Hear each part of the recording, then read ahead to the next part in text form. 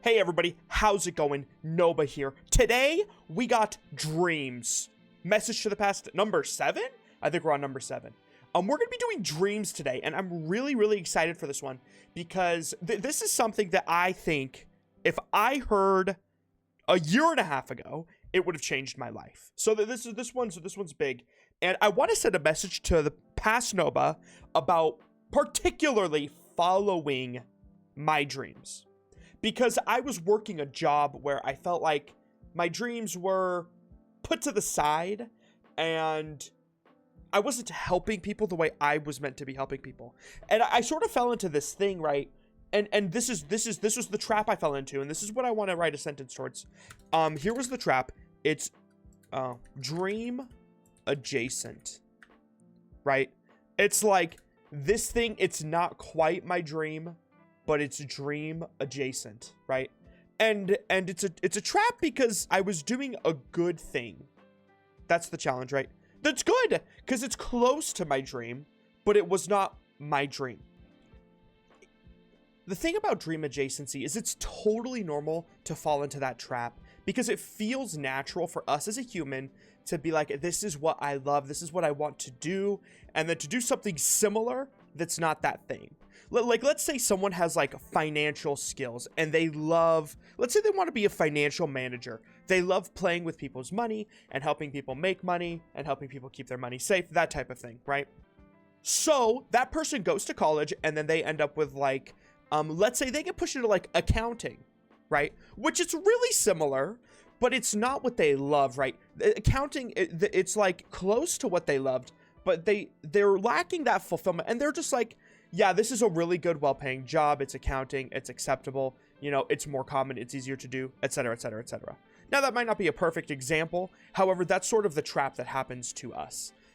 We settle for less than our dreams.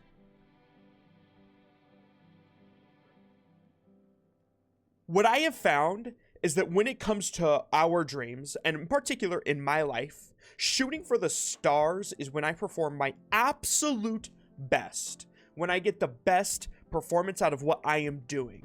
So for me in my life, I wanted to help people, right?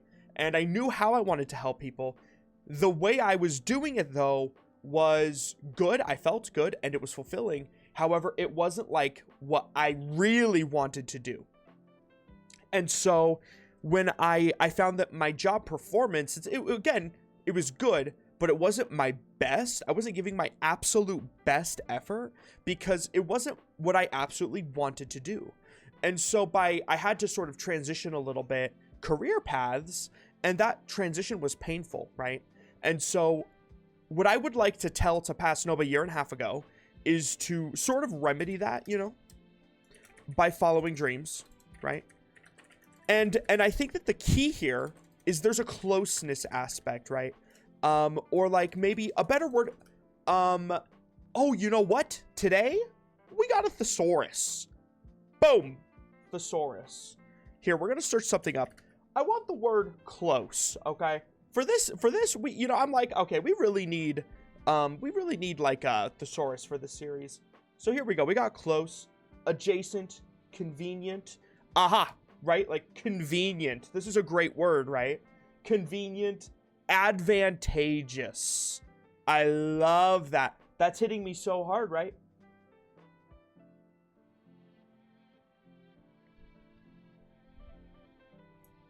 Okay, we're gonna write some of this down. Convenient. Add on our opulent whiteboard. Advantageous.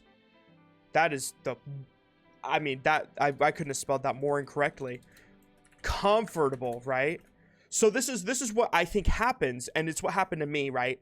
Dream adjacency is convenient and comfortable. Here's what I want to say to past Noba. I heard like a golden rule of productivity, somebody quoted, is something along the lines of like, when you know what you should do, I just spelled should like shawled. When you know what you should do it immediately. Right? So like once you know you should do something, do it immediately. This isn't my message to the past for myself. However, it's going to kind of incorporate this, right? When you know what you should do it immediately, right? So it's like once you, okay, here's what my message is going to be. Because we're writing to a Noba who knows his dream, right? This isn't a Noba who doesn't know his dream. That's like a whole other thing. Because I had a time where I was like, what do I do? What do I want? What do I love, right? Like finding out what you're passionate about and what your dreams are in life and your, that type of thing. That maybe I'll do an MTP on that. That sounds like fun. So here's the thing. Here's what I want to write. Settle for nothing less than magnificence. Settle for nothing less than magnificence.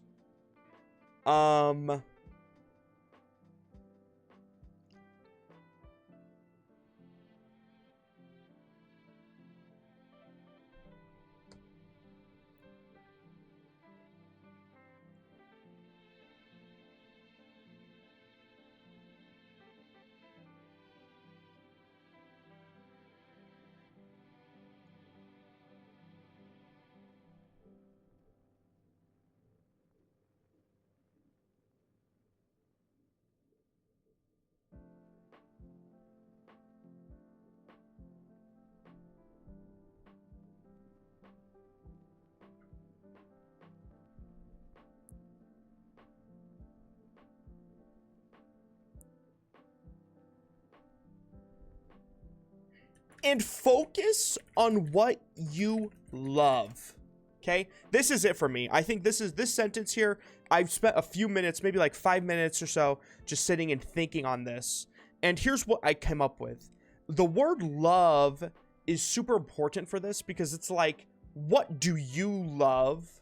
And it's like, those are the things you love. Okay, this is probably something along the lines of what you're doing, right? So if you love math, it's like, all right, you're probably going to want to do something with that math, right?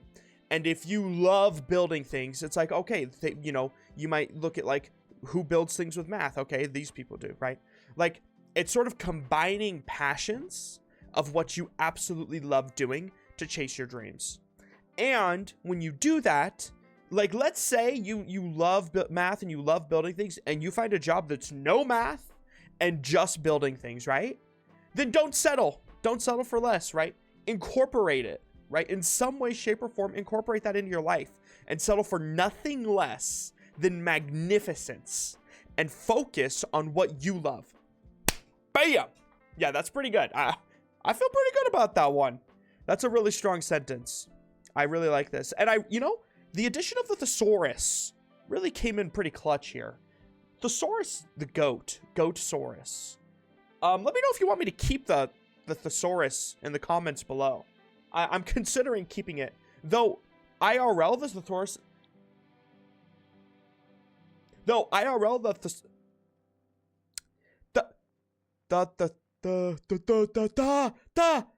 thesaurus. Oh, okay. IRL the thesaurus is to my left, but the thesaurus is to my right in the room. So it's a little bit awkward. Anyway, with that aside, that's MTP number 7 wrapped up. Chase your dreams, people.